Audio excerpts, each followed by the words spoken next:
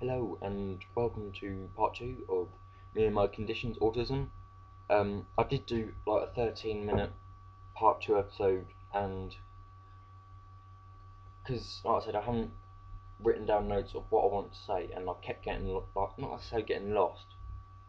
I couldn't get, like I said, what I want from here out, like mouth that into words, and that's another thing I've struggled with. And like my coping strategy for that was or is no, the only reason I haven't done it like for this video is because I wanna. Sorry. I wanted to show what it can, how it can affect me, and I'll be honest. Like that other video for that would have been perfect. I won't lie. But I don't know how to explain it because I was saying the other one that it can. Autism is so there's so many different levels, so many different depth in each level. I'm personally apparently according to doctors whatever that I'm quite low in. I think it's like the autistic spectrum or something. And like there's a film called Rain Man. Some people think it's like as soon as they hear autism, Rain Man. And if you haven't heard of Rain Man or watched the film, I haven't watched the film per se, but I've heard about it. And Rain Man was like the character, he was severely autistic, and that's not a bad thing. Like it's, I guess, it's not like I wanna. We are all as people different, and we all have our own struggles, and I want to try and focus. It's so hard to express the autism side because there's so many different levels and depth and forms and symptoms. Like it affects so many people, so many different ways. It's so unique to the individual, but at the same time so similar. There's similarities with like how people cope with things and whatnot. But that's the same with people that don't have it, and that's what I'm getting at. We're no different to other people. It's yeah, we have our struggles, but it's so do all you. Sort of, we all have our struggles. Like that's to put it that way. Like we all, like not us autistic, and not sort of you and normal. There's no such thing as normal, by the way. Hence the quotation marks. Yeah, sort of tell me what's normal, and I can probably like bring you 100 different people to give 100 different disagreements on that. Like, there's no such thing as normal. We are all unique individuals and have our own personal opinions. And like, anyway, with the social side, the way I've coped with it, okay, reading the body language side, I can. A couple of years ago, I just couldn't read body language. I had to actually get lessons, and it's just little things from like reading facial expressions to like physical reactions, and I just couldn't read them. Whereas I know they're just like just sort of someone that's just like that sort of might seem a bit tired, or sort of someone like smiling and just might seem a bit happy, or someone's like just like I don't know, sort of. I like even now I can't even tell what expression I'm doing. Like sort of, I don't know. But when someone shrugs, I would have thought sort of, "What are you doing? You're not shrugging." So I wouldn't have been. I can't. Even now, at about 18, I can't explain like the expression from a shrug. Like, I don't always follow a shrug with and. Like, I guess like yeah, but then that's how my brain works. Like with the autism, I have to put things through stages. I have this thing where I'll analyse everything. Like, that's why I like sci-fi films so much, because it's hard to think, oh, and you couldn't do that, surely. It's like, well, this is rubbish. I know they're just films, but I mean, I'll get so as like into it, and I'll even sometimes obsessive. Like for example, with the Matrix films, I love them. And a little fact here, Keanu Reeves, who plays Neo, aka the One, he's autistic. Michael Jackson was autistic. I think it was either Mozart or Beethoven. I think it was one of them. They were autistic. Albert Einstein showed signs of autism. A few people might disagree with me on that one, but yeah, shrug. Like, I knew when to use it, just didn't know the definition of it. The definition? Anyway. And what I'm getting at is that um, I have to have things in, I have to have a structure to things, a plan. Know what I'm doing, when I'm doing, and what stage each time. Good example, like when I was at my mum's, like she'd say, do your room, like, oh, like, do your room, washing, hoover, like put the washing in the like washing machine. Then once it's like washed, put it in the tumble dryer or hang it out. Or and I would be like, what? Like, what do you want me to do? She's like, do your room. And I'm like, yeah. Then do this. And I'm like, hang on, no. I do my room and then I do. But that's I get my like. I think it's part of my thing where I can't focus on. I think it's part of, in a way, the ADHD as well, but I think it has got a lot to do with the autism, where I like the structure to things, even like during the day.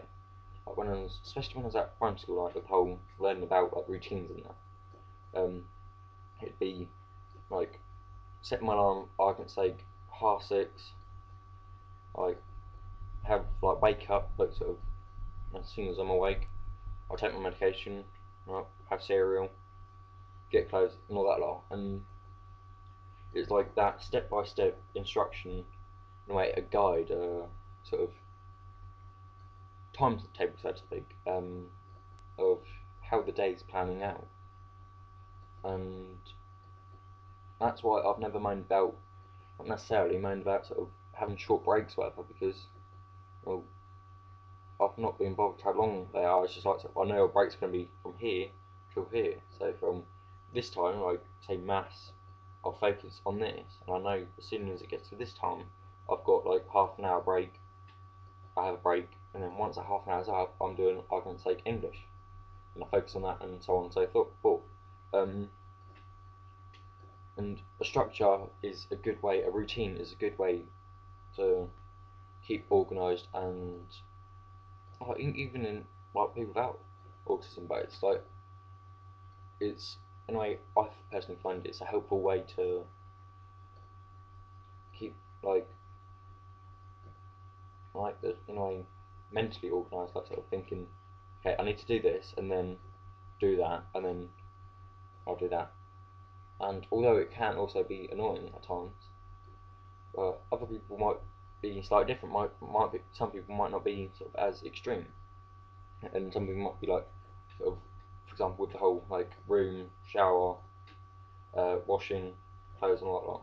Whereas I'd be like, okay, I'll do my room, and with my room I'll do rubbish, I'll get all my clothes together, like dirty washing that, like sort out anything that needs putting away and that, and then like bed sheets and that. Then I bring washing down, put that in, while that's in, have a shower bath, do that sort of while that's like wherever. Put the washing like on the dry, and then there'd probably be some other washing somewhere. So I'd put that washing plus the new washing in there.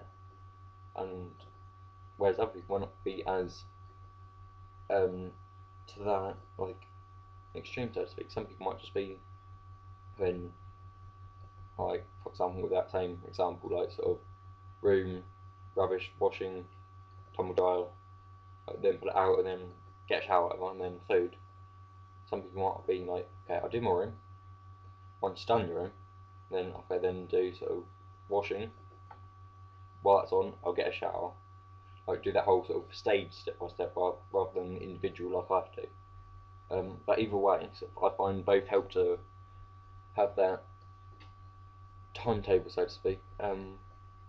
Even if it doesn't even have to be a mental timetable. It just has to be. You can literally just add it on point. It helps start up that whole routine, and that's where sort of you should just have like whatever size, and like A4 piece of paper, and just like times, days.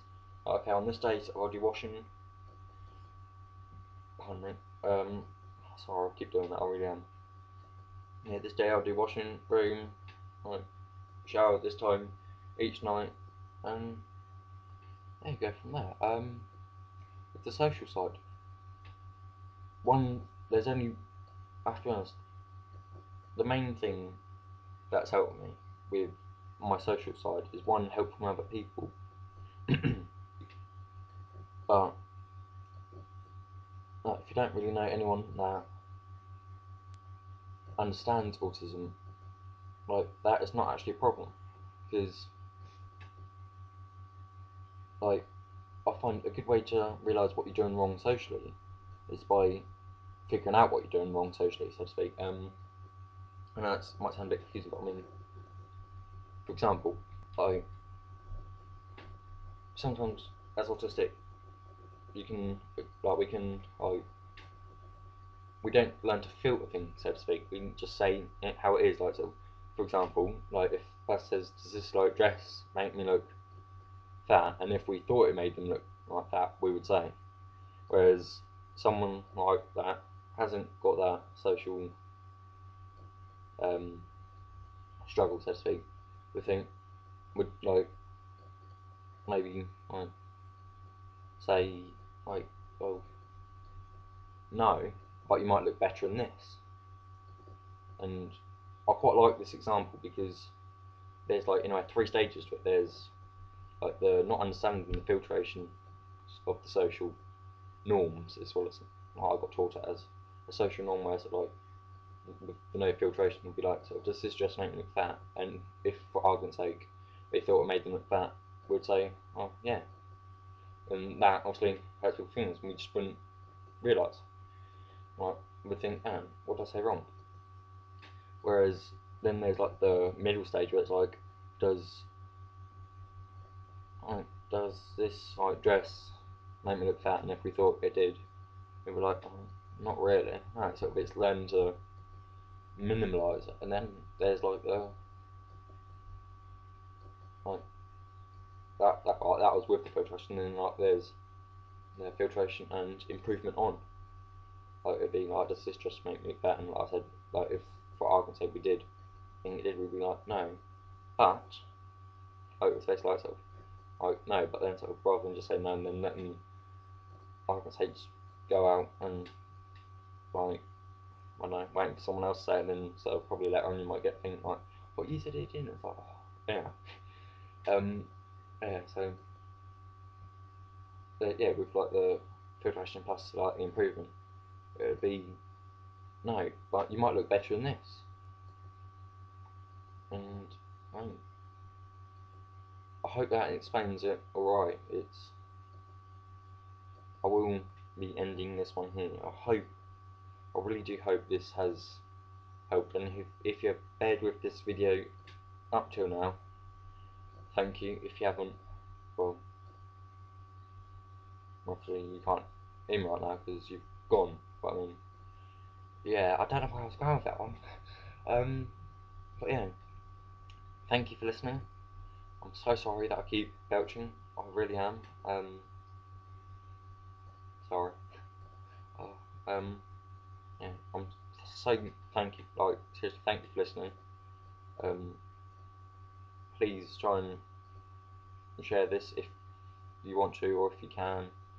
Don't forget to like and subscribe if you want to. I will be doing more. I've covered ADHD. I might do some more on that at a later date, as with the autism and other ones that I'll be doing. Yeah.